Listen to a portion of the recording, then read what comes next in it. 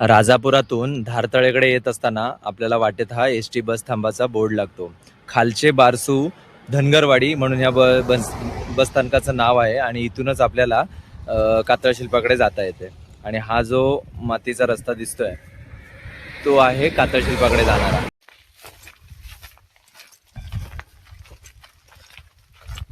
बारसू येथील कातळ शिल्प शोधत असताना मला बराचसा त्रास झाला, कारण इथे खूप सारं गवत वगैरे वाढलेलं आहे आणि ह्या साईडला वस्ती कमी आहे.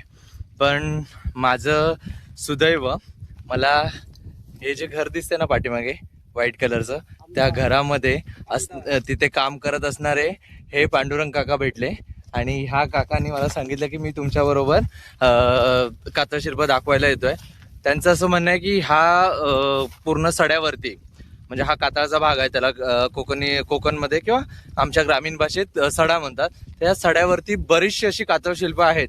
पण मी आता आलो फेब्रुवारीत, आणि फेब्रुवारीत आल्यामुळे खूप सारं इथं गवत वाढलेलं तुम्हाला दिसतंय. त्यामुळे ते मला आता म्हणाले की मी तुम्हाला 5 ते 6 कातळ शिल्प दाखवू शकतो. त्यामुळे मी आता त्यांच्यावरच चाललंय. बारसू येथील पहिलं कातळ शिल्प बघतोय आणि माझ्या बोटाच्या समोर जो भाग दिसतोय ना, तो हा बाणासारखा दिसतोय. आणि हे अशा प्रकारचं हे कातळ शिल्प आपल्याला या ठिकाणी पाहावयास मिळतंय. कदाचित वेळ भेटला तर मे महिन्यात पुन्हा ही कातळ शिल्प मी पाहीन. बारसू येथील दुसरं कातळ शिल्प आपण पाहतोय. खूप असं मोठं आहे.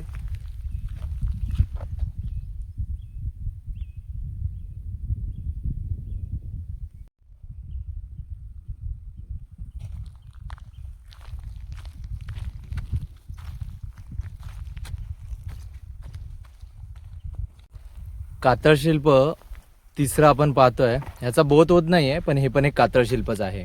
आता आपण चौथं कातळ शिल्प जे पाहतोय ना, ते हे माशाच्या आकाराचं कातळ शिल्प आहे.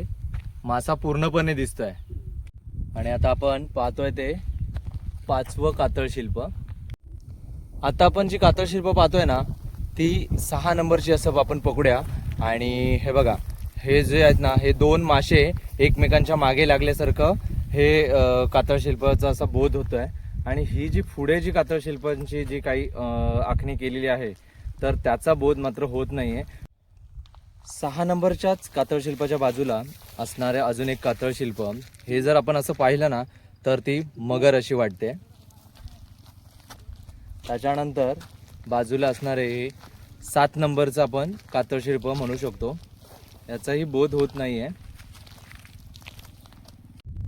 कातळ शिल्पांची लाईन बघत असतानाच आता आपण अजून एक कातळ शिल्प बघतोय. त्यामध्ये हा जो मासा आहे ना, हा पूर्णपणे आपल्याला दिसतोय. मी थोडा वेळ स्टेबल करतोय, तर हा मासा पूर्णपणे दिसतोय. त्याच्यानंतर मी तुम्हाला ह्याच कातळ शिल्पाच्या इथे अजून एक गोष्ट दाखवतोय.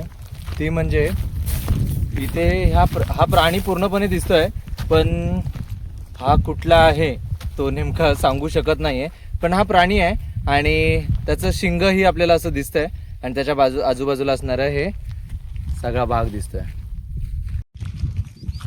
तर मित्रांनो, आता आपण जी भेट दिली ती भेट झाली. हे आमचे पांडुरंग काका. जर तुम्ही केव्हा आलात तर मी ह्यांचा नंबर तुम्हाला शेअर करून ठेवतोय. यांना संपर्क करा आणि योग्य तो मोबदलाही द्या, कारण ते हातचं काम टाकून येतात. आणि त्याने असं सांगितलंय, जर तुम्हाला कधी यायचं असेल तर मला अगोदर फोन करून या, म्हणजे ते जर फ्री असतील तर दाखवू शकतील. हा जो भाग आहे ना, तो धनगरवाडीचा सडा आहे आणि तिथे आहे. आणि बारसू धनगरवाडीतला हा सडा आहे.